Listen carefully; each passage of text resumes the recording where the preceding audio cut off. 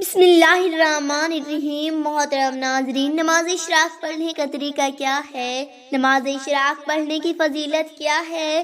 نماز اشراق کی نیت کیسے کریں؟ نماز اشراق میں کتنی رکعتیں پڑھنی چاہیے اور اس نماز کا وقت کب شروع ہوتا ہے؟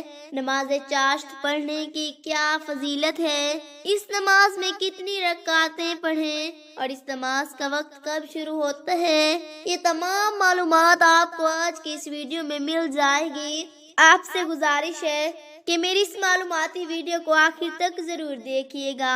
حدیث مبارکہ میں ہے کہ اگر کوئی شخص فجر کی نماز ادا کرنے کے بعد اپنی جگہ پر ہی بیٹھے رہے اور سورج نکلنے کے بعد وہ 2 رکعت پڑھے تو اللہ تبارک و تعالیٰ اس شخص کو ایک مقبولہ حج اور ایک مقبول عمرے کا ثواب دیتا ہے۔ کتنی بڑی فضیلت ہے نماز اشراق پڑھنے کی۔ نماز اشراق پڑھنے والے کو ایک مقبولہ حج اور ایک مقبول عمرے کا ثواب ملتا ہے، تو اس نماز کی پابندی کرنی چاہیے۔ ہمیں چاہے کہ ہم نماز اشراق بھی پڑھیں۔ جو بھی اسلامی بھائی اور اسلامی بہن نماز اشراق پڑھتی ہیں وہ بہت خوش نصیب ہیں، ان کو ہر روز ایک مقبولہ حج اور ایک مقبول عمرے کا ثواب ہوتا ہے۔ ناظرین اکرام، اب بات کرتے ہیں کہ اس نماز کا وقت کب شروع ہوتا ہے۔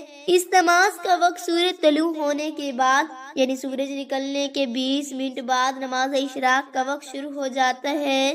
آپ نماز اشراق پڑھ سکتے ہیں، یعنی فجر کی نماز ادا کرنے کے بعد آپ اسی جگہ بیٹھے رہیں، ذکر و اذکار تلاوت وغیرہ کرتے رہیں۔ اس کے بعد جب سورج نکل جائے، سورج نکلنے کے 20 منٹ بعد آپ نماز اشراق پڑھ سکتے، یعنی سورج نکلنے کے 20 منٹ بعد نماز اشراق کا وقت شروع ہو جاتا ہے اور آپ نماز اشراق ادا کر سکتے ہیں۔ ناظرین اب آپ کو بتاتے ہیں کہ اس کے پڑھنے کا کیا طریقہ ہے۔ تمام کو بالکل آسان لفظوں میں بتائیں گے۔ سب سے پہلے نیت کریں۔ نیت اصل دل کا پختہ ارادہ ہے، زبان سے نیت کرنا یہ مستحب ہے۔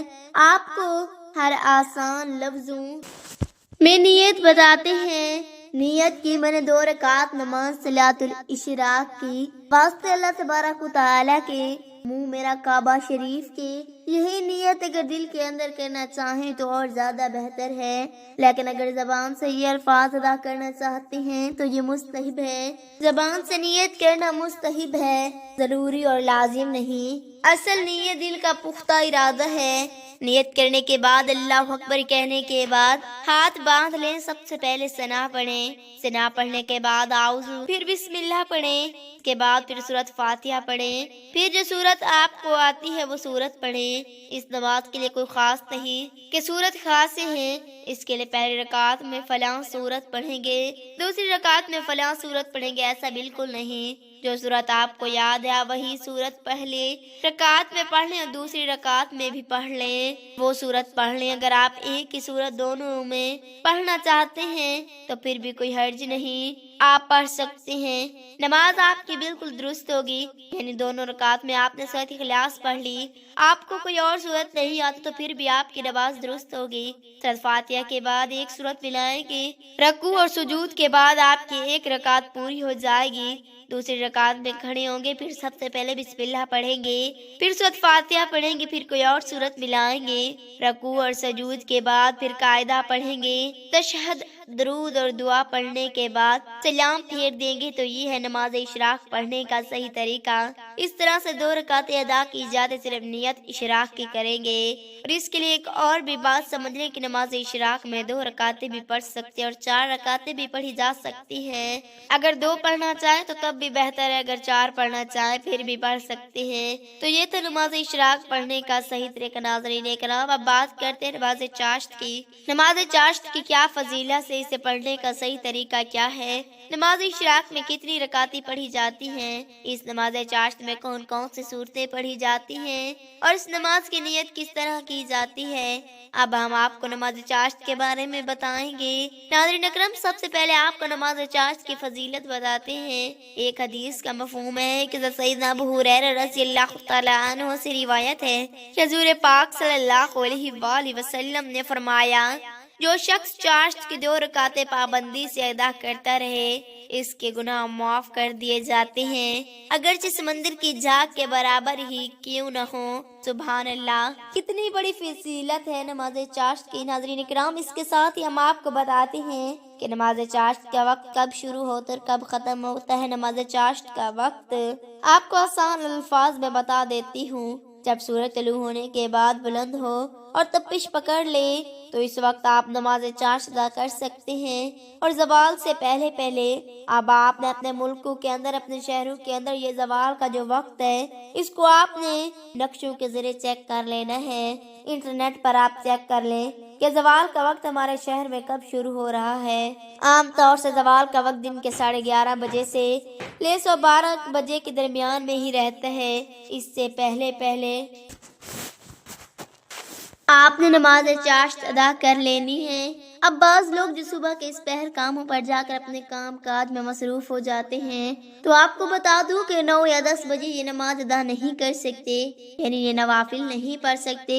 تو یہاں پر ان حضرات کے لیے بتاتا چلو کہ نماز اشراق کے بعد بھی چاہیں کہ نماز چاشت پڑھ سکتے ہیں۔ ناظرین کرام، اب آپ کو بتاتے ہیں کہ اس نماز کی نیت کس طرح کی جاتی ہے۔